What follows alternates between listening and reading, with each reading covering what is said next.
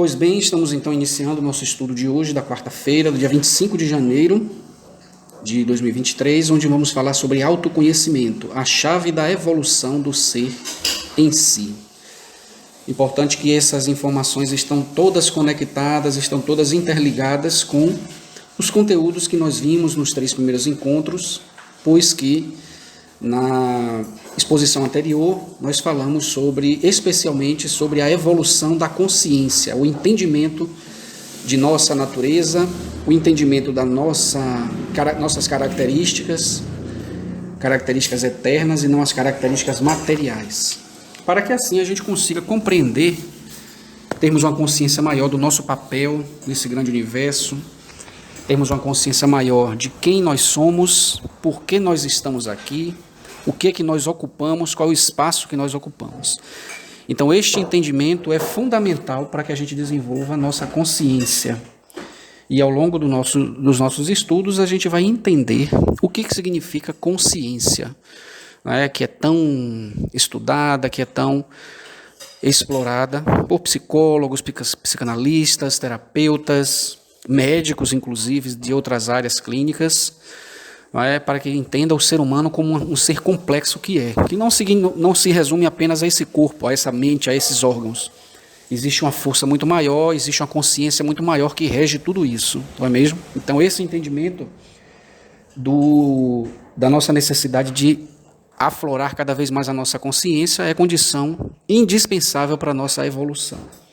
Então a primeira questão que nós podemos nos fazer por que eu preciso desenvolver o autoconhecimento? Né? De onde vem a necessidade de desenvolvermos o autoconhecimento? Então, durante nossa semana, a gente viu um texto, foi compartilhado um texto, que a gente fala sobre a passagem de Santo Agostinho no Livro dos Espíritos, né? A sugestão que ele faz, mas é importante a gente refletir sobre a necessidade do autoconhecimento, vem muito antes da doutrina.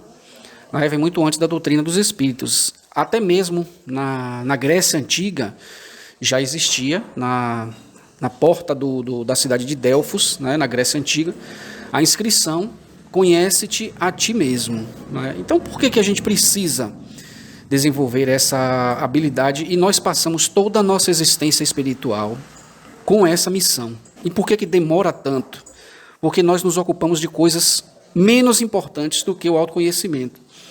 A gente chega numa vida, a gente cresce já desde criança com uma única mentalidade a maioria das vezes, né?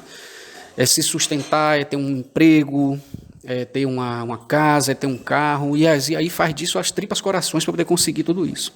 Chega um certo momento da vida que a gente percebe que não é só isso que preenche, né? Às vezes a gente precisa de afeto, a gente precisa de atenção, precisa conviver com pessoas, e aí a gente começa a verificar as dificuldades que a gente encontra para lidar com as pessoas, e as dificuldades que as pessoas encontram para lidar com a gente também, né? E isso a gente vê na grande quantidade de conflitos que existem, especialmente dentro das famílias.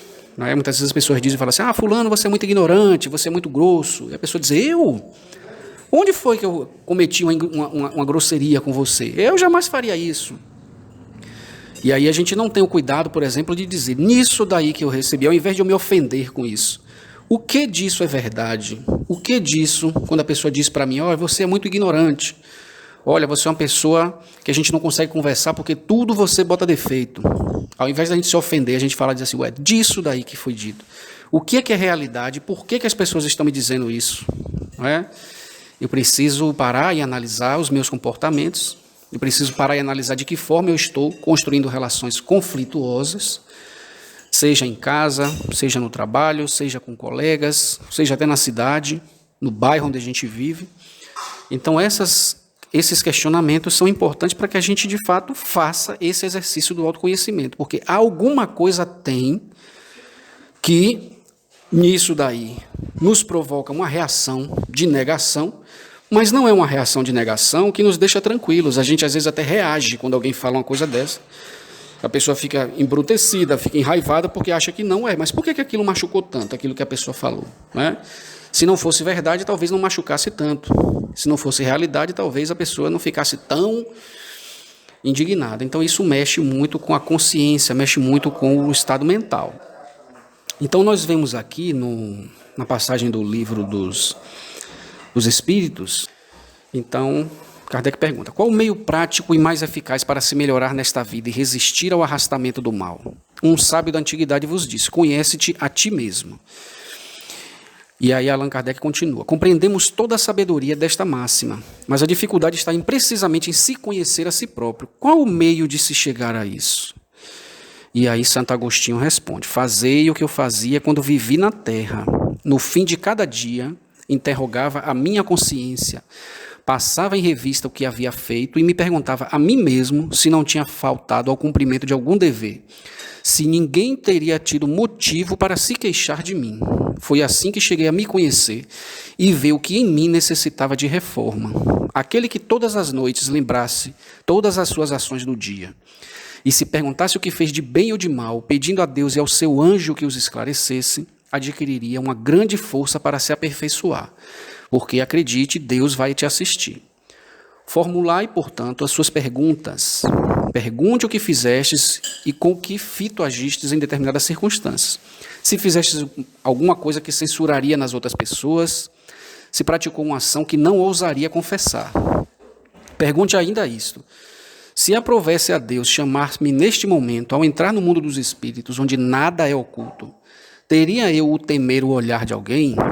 Examinai o que poderia ter feito contra Deus, depois contra o próximo, e por fim contra vós mesmos. As respostas serão motivo de repouso para a sua consciência ou indicarão um mal que deve ser curado.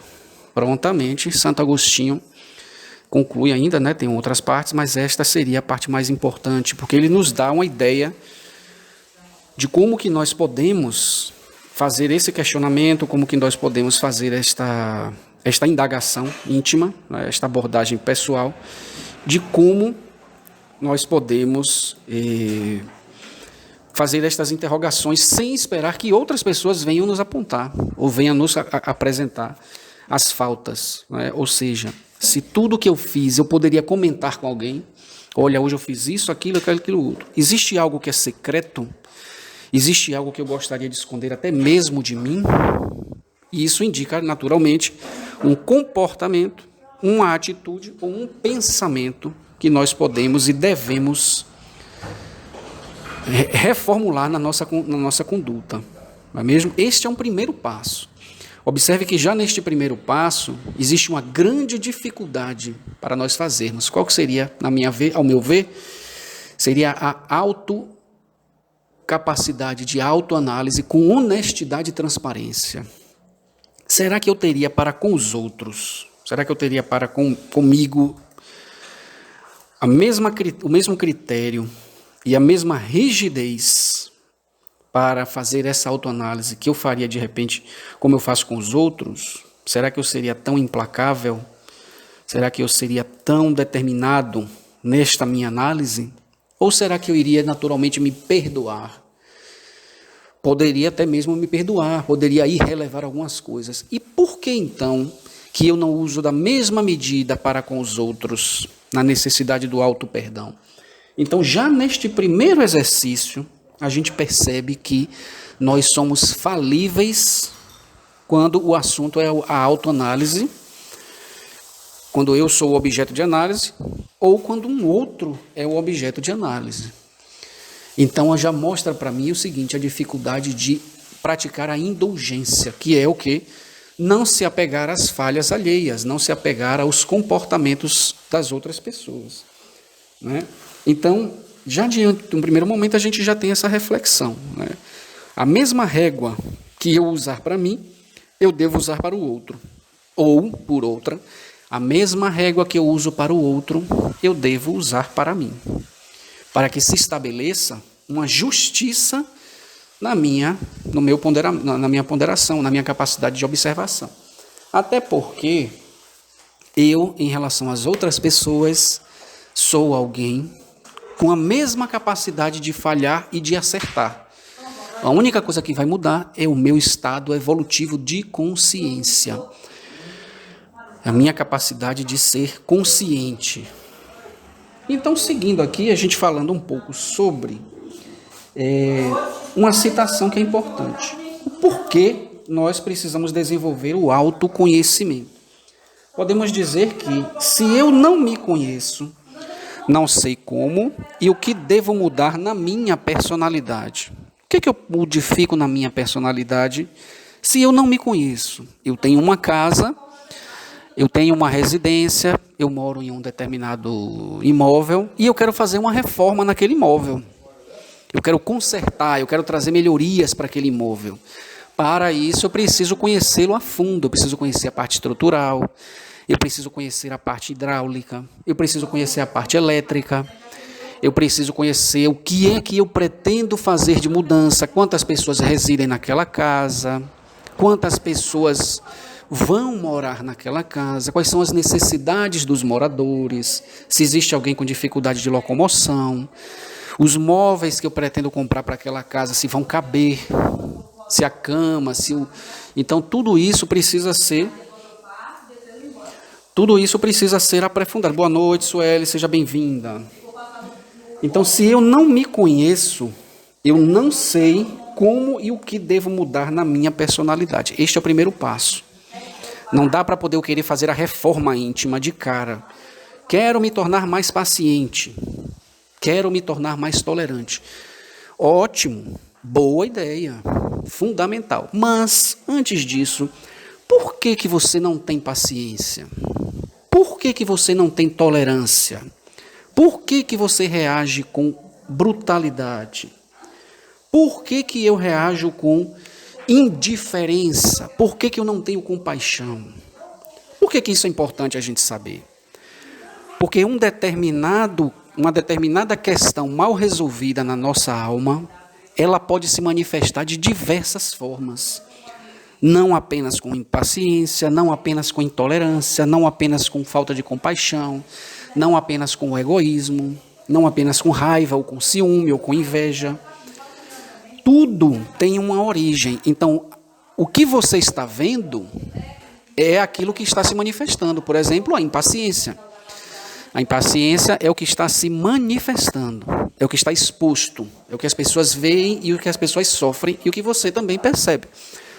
Mas o que é que ocasiona a minha impaciência? Onde está a falta no meu comportamento, na minha personalidade, que promove em mim uma reação de impaciência para com os outros ou para comigo mesmo? Então, essa necessidade, essa questão, é importante a gente ter em mente para que nós não percamos tempo.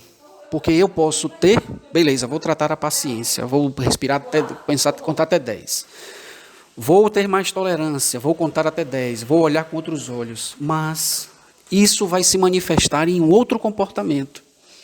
Desenvolveremos questões de ansiedade, desenvolveremos questões de depressão, baixa autoestima. Por quê? Porque quando eu tenho um comportamento inadequado comigo e para com o outro, é porque existe algum desconforto na minha intimidade espiritual. E não é na minha intimidade enquanto ser encarnado. Não é na minha intimidade no meu corpo, por exemplo, na minha vida atual. É uma questão da minha intimidade espiritual. É algo na minha consciência, é algo na minha personalidade profunda, no meu, como Jung falava, no meu self, que é na minha célula de consciência. Então, o exercício do autoconhecimento, ele precisa vir antes da reforma, porque se você for fazer uma reforma na sua casa, como nós estávamos dando exemplo, sem saber o que você onde está mexendo, você pode estar encobrindo uma causa de um problema, de repente uma infiltração. Você diz, olha, minha parede está manchando, acho que é a tinta que está gasta. Vou pintar novamente aquela parede. Você pinta novamente. Passou 6 meses, volta aquela mancha de novo. Você diz, o problema eu acho que é que essa parede não pega tinta. Vou botar um papel de parede. E aí você coloca um papel de parede, demora um pouco, o papel de parede solta. Você vai e arranca a primeira camada da massa, do reboco, e aí você pede para o pedreiro colocar outra massa. Demora um pouco, a parede solta de novo a tinta, começa a fazer bolhas. E aí você diz, o problema não está na superfície, eu preciso cavar profundamente para identificar. E quando você cava profundamente, você identifica que ali passa um cano e o cano está com uma folga. E a água está minando, a água está pingando ali e está umidificando aquela parede. Então você vai fazer uma reforma mais profunda, porque você viu a causa. E você ainda pode ir mais a fundo ainda. Você diz, apareceu essa fissura aqui. Será que outras áreas estão apresentando o mesmo problema? Eu vou dar uma olhada na minha casa como um todo e ver se existe alguma questão. Ou então eu vou chamar um encanador para poder medir se está tendo infiltração na minha casa em algum outro ponto, porque já existem aparelhos para isso. E aí você vai fazer uma análise mais profunda, identifica outros locais que precisam ser tratados. Isto é autoconhecimento quando a gente traz esse exemplo para a nossa vida pessoal, usando a régua da transparência utilizada por Santo Agostinho. E é importante que nós saibamos que esse mesmo estudo que nós estamos fazendo aqui agora, ele está sendo desenvolvido por uma equipe espiritual também. Porque nós estamos... Por que eu digo isso? Porque nós estamos aqui de forma intuitiva. Nós não viemos para esse bate-papo por acaso. A gente está aqui por uma demanda espiritual que nós estamos sendo convocados a cumprir. Então, para que a gente tenha subsídios para fazer cumprir as nossas atividades, a gente está aqui participando desse estudo. Então, é algo muito maior do que essa salinha aqui. É algo que está, de fato, muito interligado com o trabalho da espiritualidade. E nós somos aqui uma equipe. É como se fosse um trabalho em equipe. Então, uma equipe está estudando no plano superior. Outra equipe está estudando em uma outra sala, em algum momento, em alguma cidade. Outra está estudando em outro canto e nós estamos aqui, reunidos. Então, isso é um grande trabalho em equipe. Naturalmente, o coordenador deste curso é o nosso Mestre Jesus, esse que está sentado aí na tela do seu celular. Então, o próprio Santo Agostinho, deixa eu só recapitular aqui no texto, onde ele nos diz o seguinte: devemos refletir sobre as nossas atitudes diárias, nossas palavras, nossos sentimentos, nossas ações, sejam eles positivos ou negativos. Ele nos conta que diariamente ao fim do dia interrogava sua consciência e perguntava a si mesmo se não faltara algum dever. Observe que isso aqui é importante quando o assunto é consciência, E aí nós fazemos mas se nós estamos estudando para desenvolver a nossa consciência, como é que nós vamos consultá-la para ela nos orientar? É simples, porque quando Deus nos cria, Ele coloca na nossa bagagem todas as leis universais. Então, o que isso significa? Significa que nós já temos em potencial a divindade estabelecida na nossa personalidade espiritual, na nossa personalidade maior. E à medida que eu vou exercitando o meu autoconhecimento, ela vai se tornando mais e mais plena. Ela vai se engrandecendo. Nós vamos agora fazer uma pequena pausa de 30 segundos. Para quê? Para que você, se você tiver com um caderno, tiver com um papel, tiver como escrever, ou então se não tiver agora, mas que isso sirva de reflexão. Durante 30 segundos, nós vamos pensar em um comportamento que nós tivemos hoje, do qual nós nos arrependemos. Nós vamos só frisar, nesse primeiro momento, nós vamos fazer esse exercício. Pode mentalizar ou pode escrever se você tiver. Não precisa compartilhar. Tá? Isso é um exercício íntimo e individual. O que é que eu fiz hoje, da hora que eu acordei até esse exato momento, pelo que eu me arrependi de ter feito? Não deveria ter feito isso. E aí, durante 30 segundinhos, a gente vai pensar nisso. E após 30 segundos, a gente retoma aqui. Porque essa pergunta vai ser importante para a gente seguir. Ainda hoje, a gente vai fazer uma outra abordagem sobre esse ponto. Pois bem, acredito que já deva ter dado tempo da gente fazer essa reflexão. Eu anotei aqui o meu. Anotei. E vamos agora pegar este pensamento. Nós estamos falando de consciência. Nós vamos pegar este episódio que aconteceu e vamos refletir da seguinte forma: se eu me arrependi disso, o que é que estava errado nisso? O que é que aconteceu de errado neste comportamento? Isso a gente vai fazer posteriormente, nós não vamos fazer agora. É importante que, se vocês puderem, vocês anotem, vocês façam essas frisagens aí, para que a gente possa ir maturando em cima dessas questões. Isso a gente vai voltar nesses temas em momentos posteriores. Então, se eu me arrependi, o que é exatamente que não foi certo? Não é? O que vai acontecer quando nós fizermos essa reflexão? Por que no momento que nós fizemos esta atitude, nós não nos atentamos para o fato de que isso não era correto? O que aconteceu naquela hora para que eu tenha tido essa atitude e depois eu tenha me arrependido? Né? E existe um quarto questionamento, que é: o que é que me fez me tomar essa decisão? O que é que me fez sentir que eu deveria me arrepender? O que é que provocou o arrependimento em mim, não é no ato? Vamos dar um exemplo aqui. Eu xinguei uma pessoa na rua. Depois que eu xinguei essa pessoa, passou em alguns momentos, eu me arrependi daquilo que eu fiz. Né? Beleza, então eu me arrependi daquela atitude que eu fiz. Depois que eu me arrependi, aí agora eu estou fazendo o seguinte: por que eu me arrependi disso? O que naquela atitude fez com que eu me arrependesse? A minha intolerância, a minha impaciência, a minha brutalidade, a minha violência. Então esse seria o terceiro questionamento. Quarto questionamento: o que em mim me disse que aquilo ali era motivo de arrependimento? O fato, nesse exercício aqui, eu fazendo esse exercício mental, o fato de que eu não posso ofender as outras pessoas, porque eu não me sentiria bem se eu fosse ofendido da forma que eu ofendi. E aí nós perguntamos o seguinte: quem nos ensinou isso? Onde é que nós aprendemos isso? Não é? Será que foram nossos pais? Será que, se talvez nossos pais não tivessem nos orientado quanto a isso, será que eu já poderia ter aprendido? Naturalmente sim. Por quê? Porque nós todos na nossa existência já fomos ofendidos por alguém e nós não gostamos. E então por que eu repito com os outros aquilo que eu não gosto? Isto significa que a consciência, as leis morais de Deus estão na nossa consciência. A gente já tem tudo isso dentro de nós. O que nós precisamos apenas é da oportunidade de apresentá-la.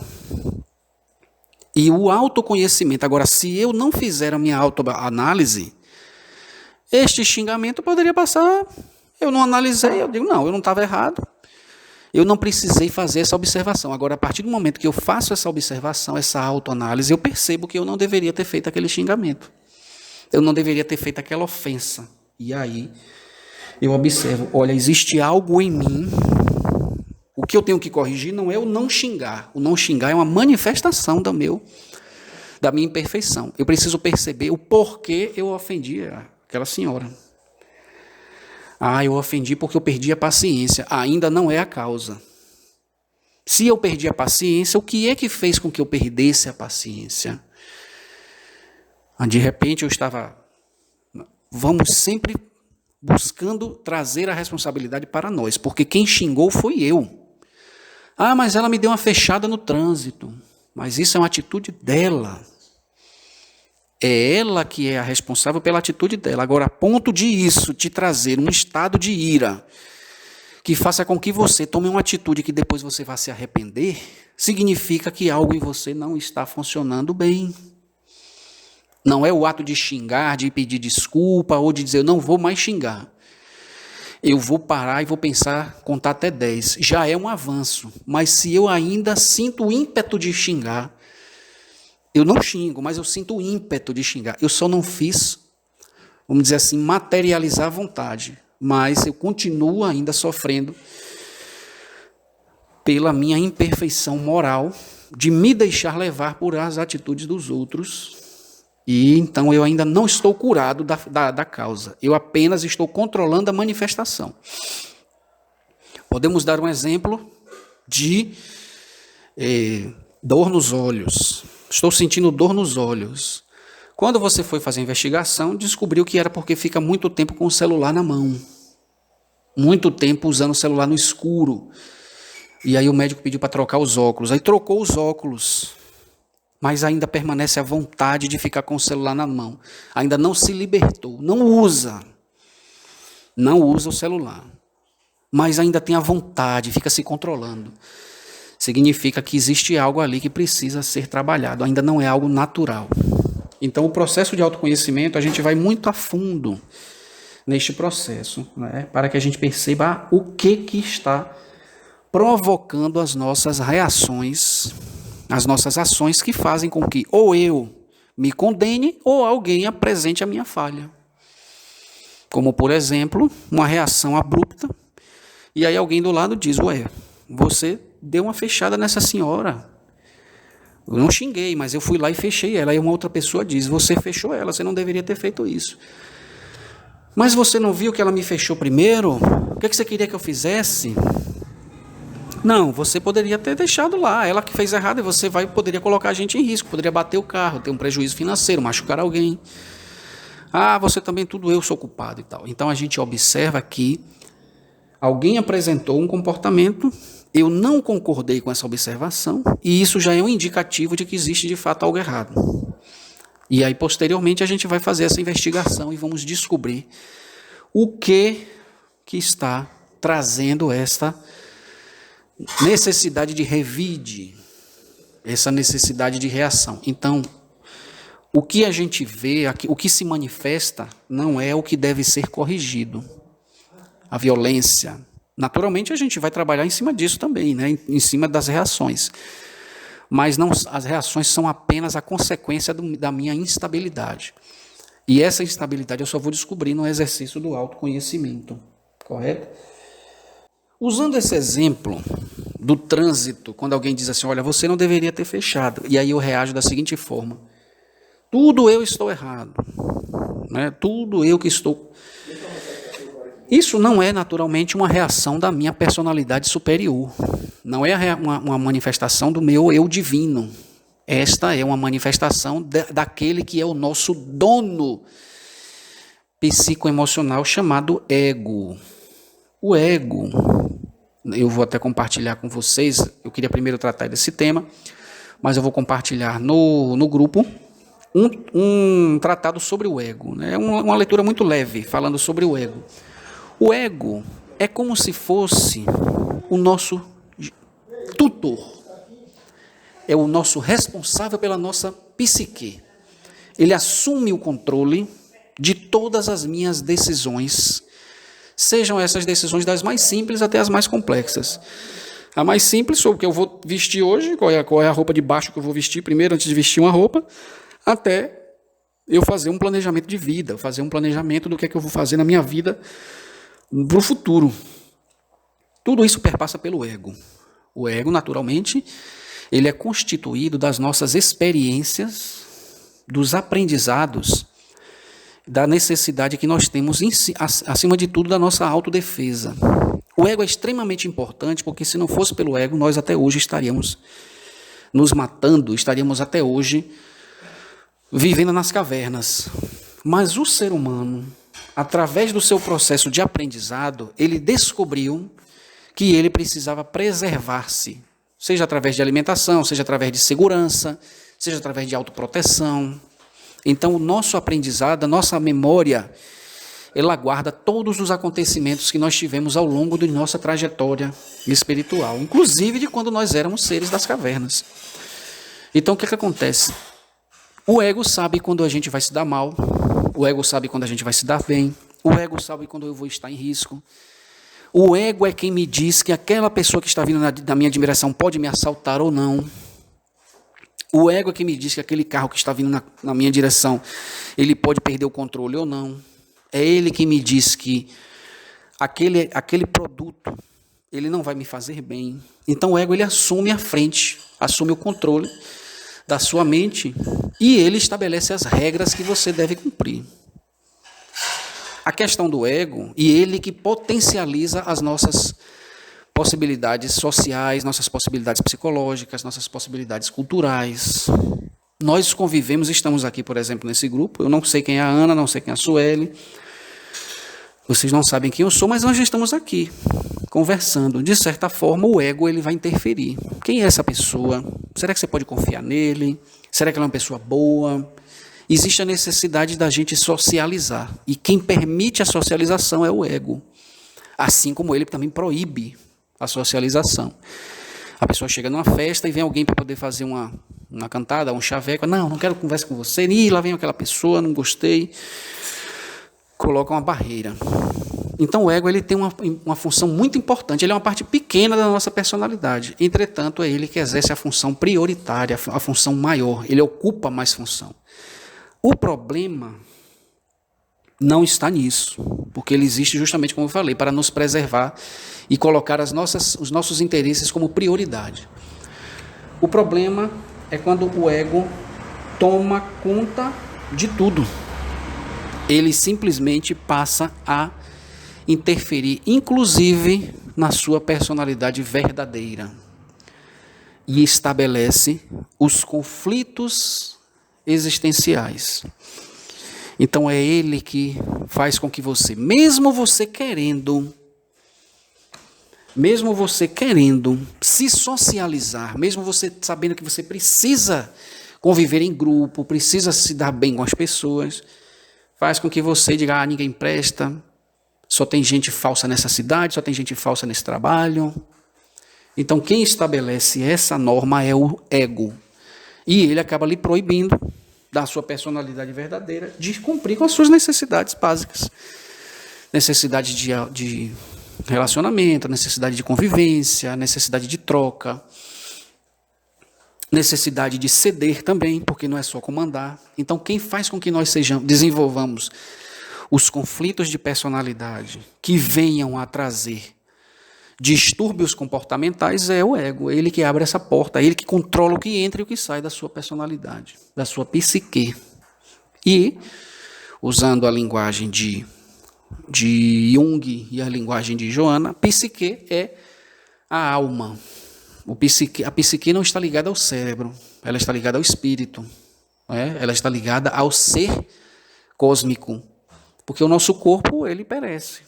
Mas a nossa personalidade não perece. Tudo que vem, tudo que eu trago na bagagem, tudo que eu carrego, ele vai comigo. Menos o corpo, menos as posses, menos os pertencimentos. Agora, tudo que eu adquiri em termos de experiências que vieram a trazer questões para a minha personalidade, esses sim são carregados na minha memória. E quem determina o que entra e o que sai da nossa personalidade é o ego. Não é mesmo? Então eu vou trazer esse material para que a gente possa estudá-lo, para que a gente possa refletir sobre ele, não é mesmo? Então, o ego encobre o ser em si, mas te protege de forma soberana. O ego atrapalha o autoconhecimento como um tutor repressivo, mas ele pode ser educado. O ego pode ser educado através do quê? Colocando o ego no seu devido lugar, colocando para fora o seu ser divino, a sua personalidade maior, a sua sabedoria cósmica, porque todos nós possuímos a sabedoria cósmica. E como é que nós fazemos esse exercício? Buscando a consciência, porque a consciência é a sede do meu eu divino. Assumir o controle é como uma família que tem um irmão mais velho que quer botar norma na casa, que quer dizer o que é quem entrega o irmão que não está estudando, é quem determina o horário que você vai jogar videogame, é aquele que é a pessoa que bate no outro irmão. E quando os pais chegam, ele diz tudo o que está acontecendo de errado e os pais gostam. Os pais acham lindo aquele comportamento do irmão mais velho, ou não precisa nem necessariamente ser o mais velho, mas pode ser aquele mais influente. Mas essa pessoa ocupa um espaço na família, ele não é a família toda, mas ele é o filtro de tudo que acontece. A partir de um certo ponto, esse irmão mais velho tem tanto poder que ele, inclusive, começa a interferir no comportamento dos outros.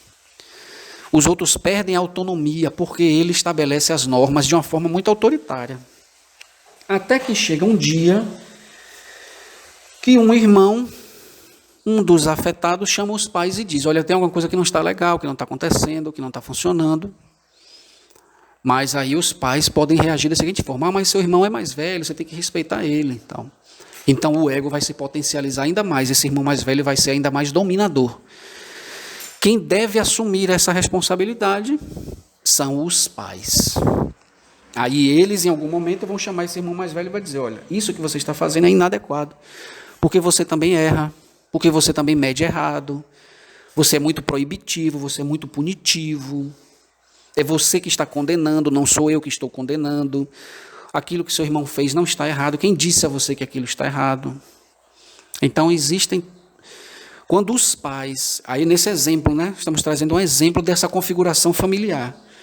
Quando a figura que tem que ser a referência moral assume o controle, o ego começa a perder força. Então, dentro do nosso exercício do autoconhecimento, da nossa busca do autoconhecimento, nós precisamos não abafar o ego, porque o ego é aquela pessoa que nos... É aquela célula da nossa psique que nos preserva e que nos leva para frente também. Se eu souber trazer o ego para perto, se eu reeducá-lo, através de mostrar para ele que quem manda no cérebro é o ser divino, é o Deus interior meu, é o meu Deus interior e não ele, eu vou começar a ter uma existência diferente. Por quê? Porque eu vou começar a abafar os maus comportamentos do ego, desse irmão mais velho. Então eu vou começar a me punir menos, eu vou começar a me julgar menos, eu vou começar a me flagelar menos, eu vou começar a me estimular mais, a me valorizar mais.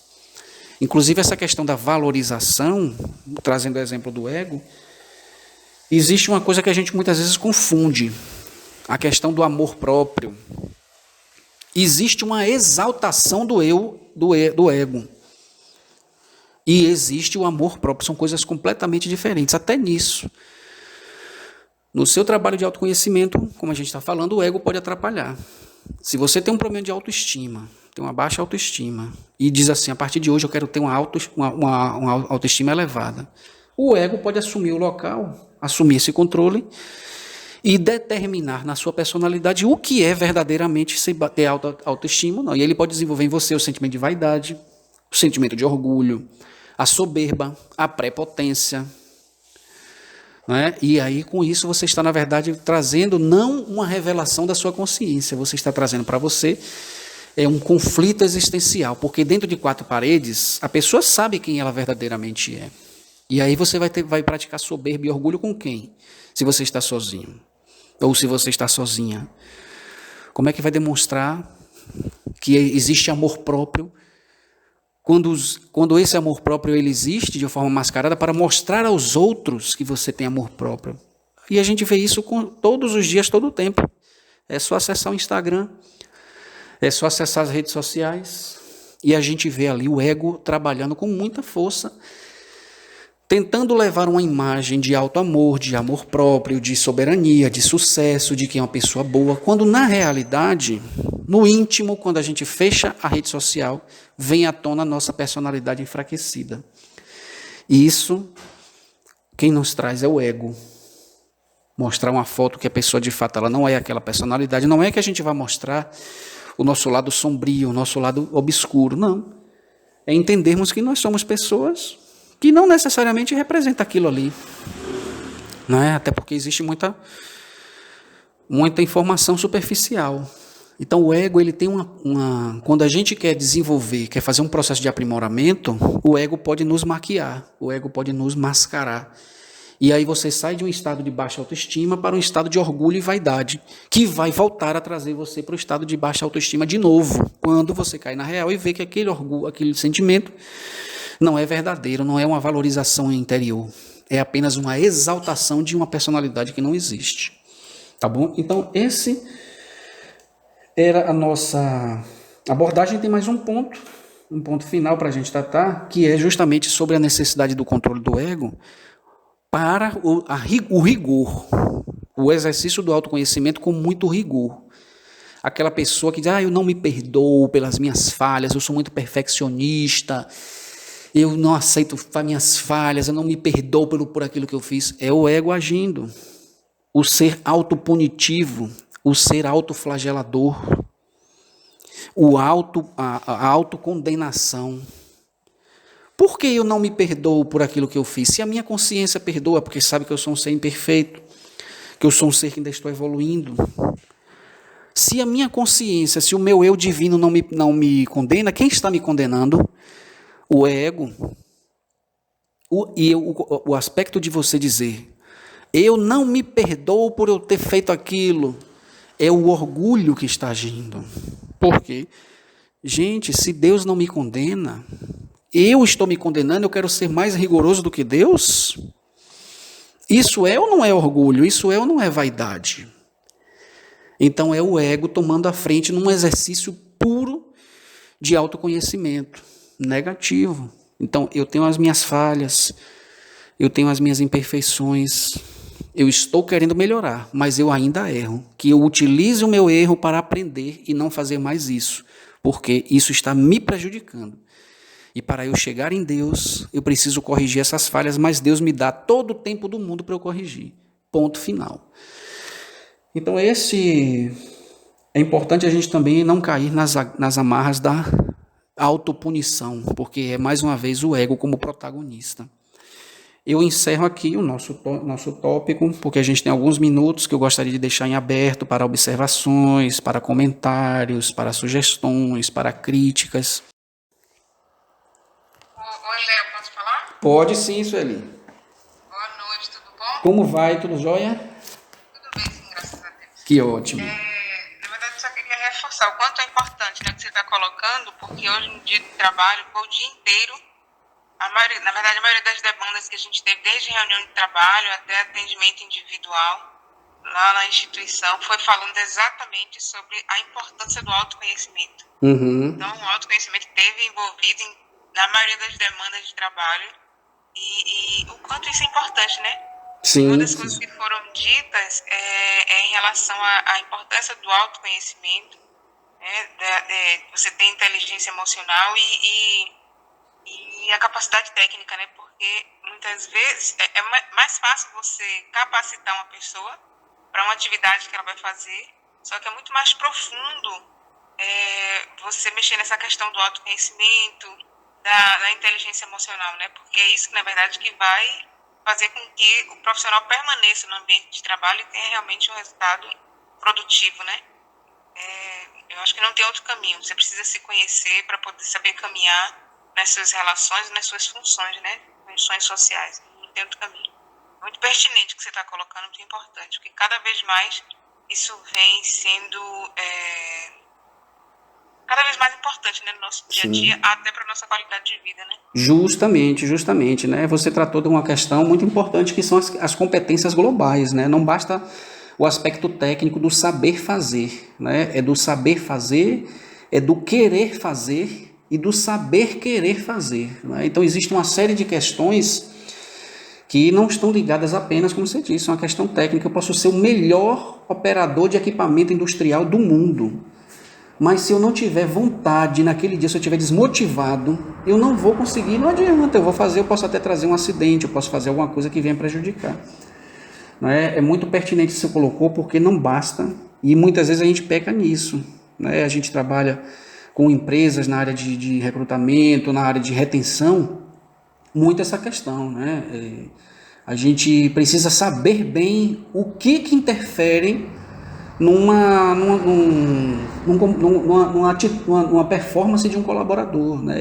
E é muito fácil a gente chegar assim e dizer, olha, vou tirar, vou fazer, vou acontecer, mas e qual é o papel da liderança, no caso, né, de alguém que esteja até de uma posição diferente, de mostrar, dizer, olha, isso aqui a pessoa está naturalmente, não é problema técnico, é problema comportamental, alguma coisa não está funcionando.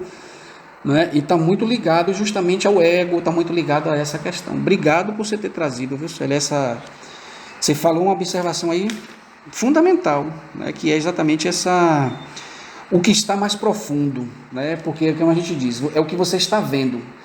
Se você se fixar naquilo que você está vendo, que está visível, que é o mau comportamento, é a pessoa chegar atrasada, é fazer mal feito, olhar só o que está exposto, aquilo que está exposto está sustentando, está exposto, mas existe algo, é como um iceberg. A maior parte do iceberg está submerso.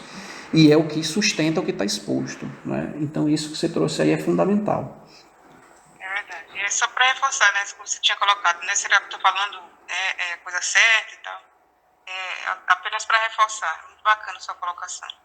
Obrigado, minha querida. Muito obrigado. Viu? Bom, então eu gostaria de agradecer, né, acima de tudo, agradecermos a nossa mentoria, né, a mentoria espiritual que nos conduz. E não, obrigado, quero ficar na minha, eu gostei hoje, gratidão. Eu que agradeço, Ana, por você estar conosco aqui, tá joia? Então, assim, vamos agradecer a nossa mentoria espiritual, que independe de fé, independe de religião, de credo.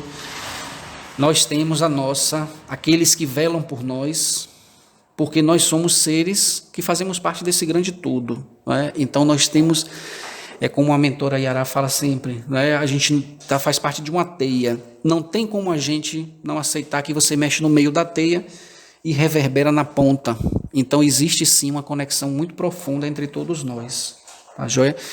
E então, sem esta intuição, sem este trabalho, sem esta parceria entre a matéria e a espiritualidade, nós estaríamos à deriva nesta grande marcha pelo nosso processo evolutivo. Então, que nós tenhamos essa consciência, que nós tenhamos a gratidão, como nós falamos no Evangelho da Segunda, né? Um dos nossos grandes exercícios de autoconhecimento é a gratidão, porque através da gratidão a gente consegue reconhecer, inclusive, as ferramentas que nós temos para fazer o nosso trabalho. Não é mesmo? Nós estamos aqui a trabalho, nós não estamos a passeio e temos muito trabalho a fazer. E para nós fazermos nosso trabalho com perfeição, com dedicação, a gente precisa perceber quais são as nossas falhas, quais são os nossos pontos, e isso a gente só consegue através do nosso autoconhecimento. Então, muito grato por vocês estarem aqui, gratidão à espiritualidade que nos acompanhou, gratidão a Jesus, que é o grande mentor de todo este trabalho, é um trabalho em um nível cósmico muito importante, né? Nós estamos num momento decisivo, num momento determinado para o cumprimento de fato de todas as agendas, ou seja, repetindo o que está escrito nas Escrituras, os tempos são chegados.